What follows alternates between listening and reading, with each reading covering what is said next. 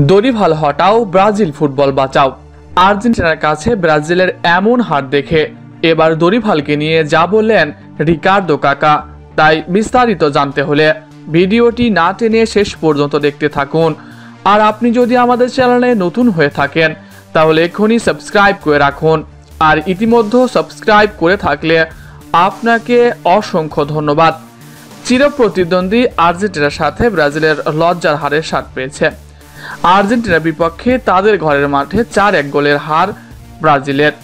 Julian Alvarez, Enzo Fernandez, ম্যাক অ্যালিস্টারের কাছে রীতিমতো কুপকাত দরিভালের ব্রাজিল।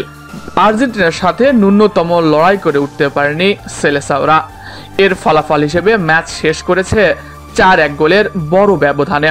ইতিমধ্যে এই হারে পয়েন্ট টেবিলে 4 নম্বরে নেমে গেছে ব্রাজিল। আর ব্রাজিলের এমন হার নিয়ে ফুটবল মহলে চলছে আলোচনা সমালোচনা। তবে এবার সেই সমালোচনায় মুখ খুললেন রিকার্ডো কাকা। ব্রাজিলের সাবেক তারকা কাকা বলেন, ব্রাজিলের খেলা দেখলাম, ব্রাজিলকে এমন ছন্দ ছাড়া ফুটবল আগে কখনো দেখেছি বলে মনে হয়নি।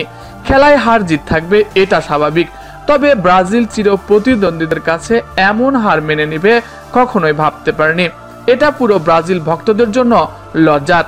দরিভাল ব্রাজিল দলে দায়িত্ব নেবার পর থেকেই ব্রাজিলকে ডুবিয়ে যাচ্ছে রীতিমতো। ব্রাজিল ফেডারেশনের কি চোখে পড়ে না তার দুর্বলতা?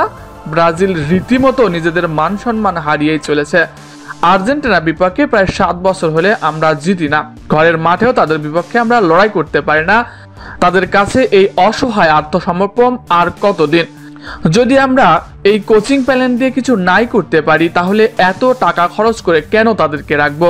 নতুন দল গঠন করব, কোচিং প্যানেলে আমরা বদল আনবো। ব্রাজিলকে বিশ্বকাপ জেতাবে বলে বারবার তিনি বড় গল্প করে আসছেন। তবে আসলে কি তিনি ব্রাজিলকে বিশ্বকাপে নিতে পারবেন? আমার তো এটা নিয়েই সন্দেহ হচ্ছে। ল্যাটিন আমেরিকার দলগুলোর সঙ্গে আমাদের পারফরমেন্স যাচ্ছে, তাই বারবারই ব্রাজিল আমাদেরকে হতাশ করছে।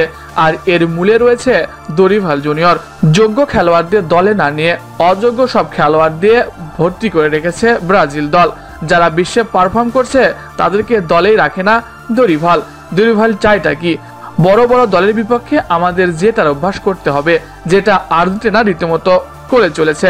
এমনকি তারা তো তাদের সাফল্য পেয়েও গেছে। আমাদেরও উচিত নিজেদের সম্মান ধরে রেখে বড় বড় দলগুলোর সাথে মোকাবেলা করা, সেই সাথে দরিভালের বিদায় করে নতুন কাউকে ব্রাজিল দলের দায়িত্ব দেওয়া। দলের সম্মান রক্ষা করতে দরিভালকে এখনই বিদায় করতে হবে। প্রিয় দর্শক, আপনি কি মনে করেন? কাকা কি সঠিক কথা বলেছে? কমেন্ট করে জানাতে পারেন আপনার মতামত। এছাড়াও খেলাধুলার সকল আপডেট সবার আগে পেতে হলে আমাদের চ্যানেলটি সাবস্ক্রাইব করতে ভুলবেন না। ধন্যবাদ সবাইকে।